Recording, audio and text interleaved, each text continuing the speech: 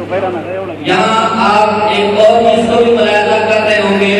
کہ آج ہر جگہ قومیت کے مسئلے ہیں، زبان کے مسئلے ہیں. سندھی کو اپنی قومیت پڑھی ہوئی ہے، بلوچی کو اپنی قومیت پڑھی ہوئی ہے، پنجابی کو اپنی قومیت، دیگر قومیت. لیکن یہ مدارس کا جو امتیاز ہے کہ ان مدارس کے اندر مختلف زبانوں والے، مختلف قوموں والے، مختلف رنگ والے، مختلف نسل والے، مختلف تہذیب و تمدن والے ایک کمرے میں رہتے ہیں، ایک کمرے میں سوتے ہیں، ایک دسترخوان پر کھاتے ہیں. اب وہ حضرات ذرا غور کرے جو کہتے ہیں کہ مدارس میں معذرت دہشت گردی سکھائی جاتی ہے، مدارس میں لڑائی جھگڑا سکھایا جاتا ہے. اگر مدارس میں یہ تعلیم دی جاتی تو آج مدارس سے نکلنے والے ٹارگٹ کلر ہوتے، آج مدارس سے نکلنے والے بھتہ خور ہوتے، آج مدارس سے نکلنے والے ملک کو لوٹنے والے ہوتے. لیکن الحمدللہ ملک کو لوٹنے والوں کا تعلق مدارس کے ساتھ ہے، نہ بھتہ خوروں کا تعلق مدارس کے ساتھ ہے، نہ ٹارگٹ کلر کا تعلق مدارس کے ساتھ ہے. اس ملک کے امن کے لیے کوششیں کرنے والے،